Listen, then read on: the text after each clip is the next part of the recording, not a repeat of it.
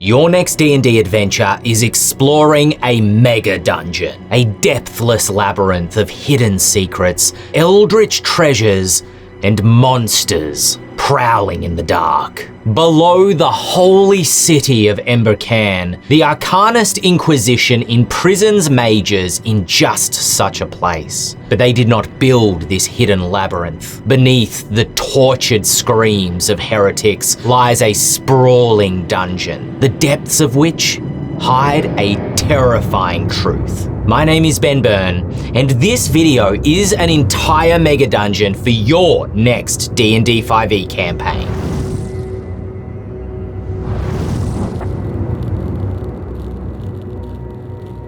The top level of the hidden labyrinth is a prison. Its entrance is located beneath the Cathedral of Embers, which is the fortress stronghold of the Arcanist Inquisition. The Inquisition are the warrior priests of the Arch-Seraphs. In the darkness of these catacombs, they imprison dangerous mages and interrogate cultists. But redemption is possible. Not every cell is locked.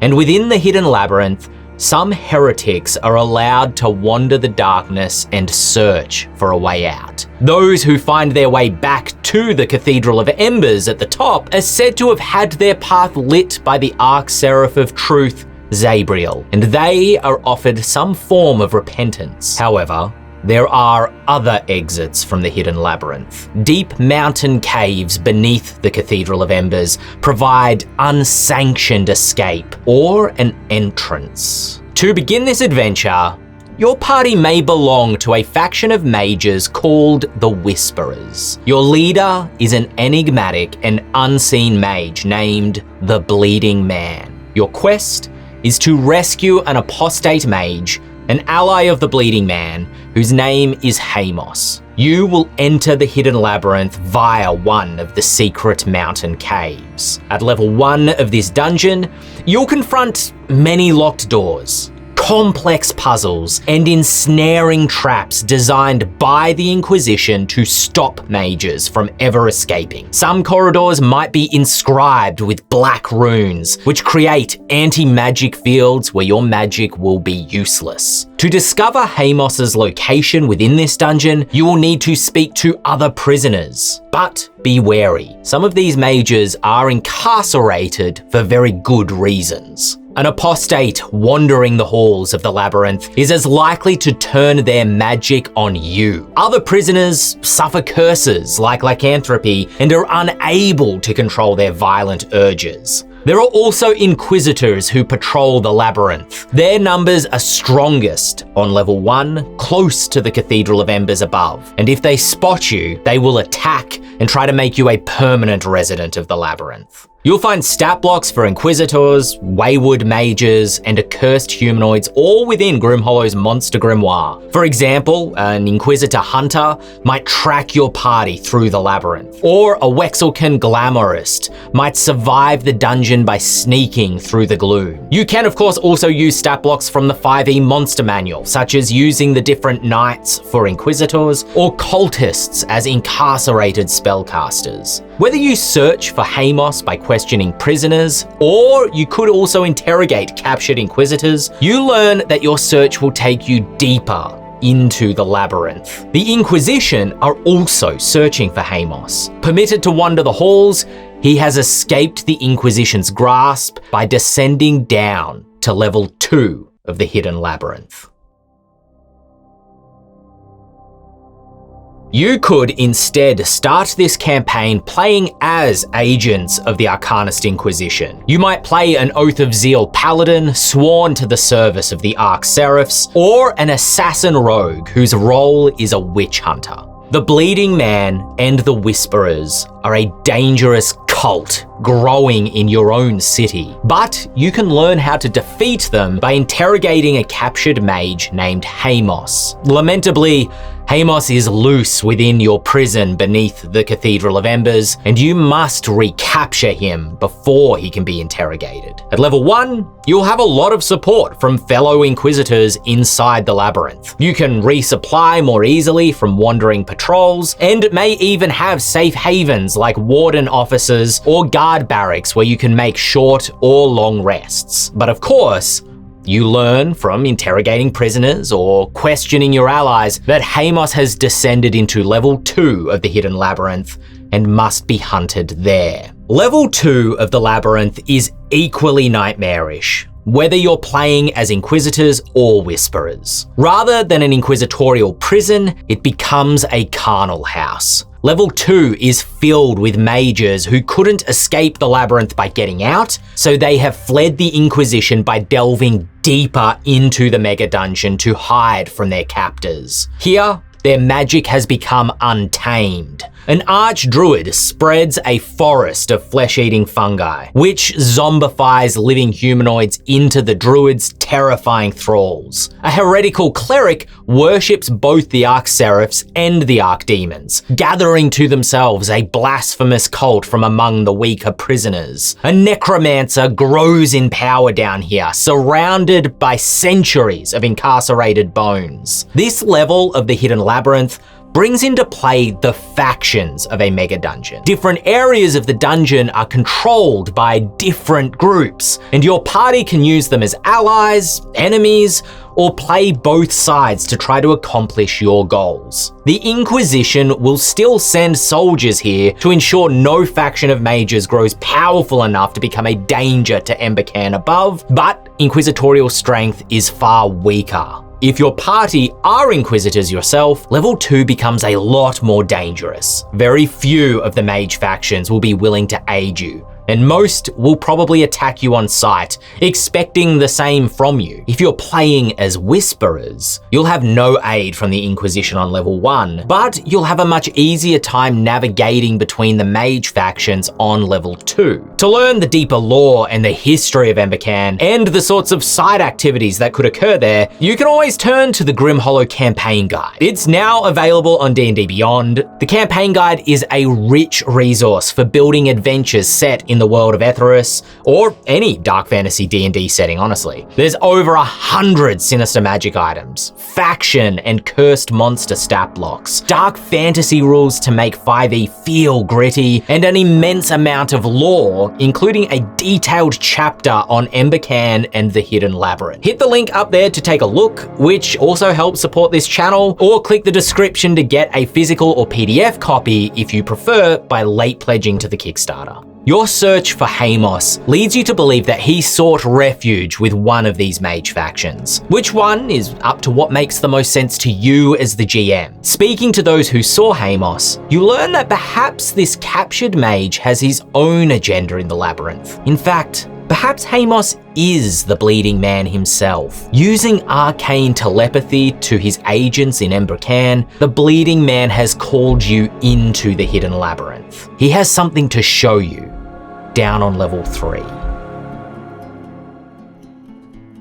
The Inquisition never wants to admit that they did not build the Hidden Labyrinth. Embercan was an ancient dragonborn city, reconstructed by humans to glorify the Archseraphs. But what remains of the Dragonborn's lost culture is still buried inside the mountains beneath Embercan, and those fragments can be found in level 3 of the Labyrinth. In the depths of this dark place, the architecture suddenly changes. Gone are the bricked corridors of level 1 or the collapsing natural caverns of level 2. Instead, the rock appears crafted in ways that the dwarves of Stellenvold could not imagine. The walls have an organic texture, like the membrane of a leather wing, but the stone isn't porous or granular, it's entirely smooth. There's no masonry. The only cracks are from the collapses caused by tremors and the passage of time. The effect is uncanny, a dark, liminal space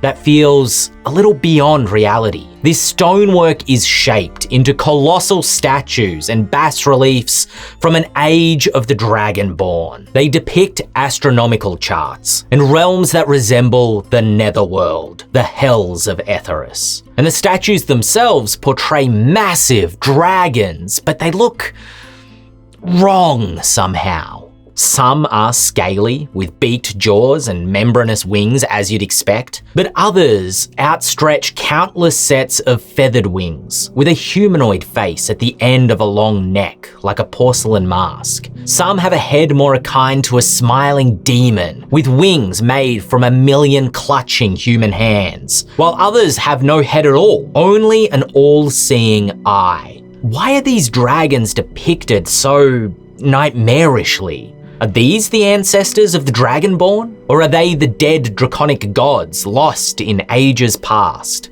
The Inquisition can provide no answers. They do not venture this far down into the labyrinth, and indeed the knowledge hidden here is profane and forbidden to them. But you are not alone in the dark. Within this Stygian pit lurks a cult simply calling themselves heretics. They are among the longest interred within the hidden labyrinth. They prostrate themselves beneath the monolithic statues, groveling for protection from the demonic spirits that lurk within the labyrinth, both fiendish and celestial. The heretics are factionalized in their worship, and they're not friendly to outsiders. While they're not all elves and dwarves, you could use drow or Duragar stat blocks for them. It's in this fell darkness that you finally meet Hamos, the bleeding man who reveals to you what he believes is the truth.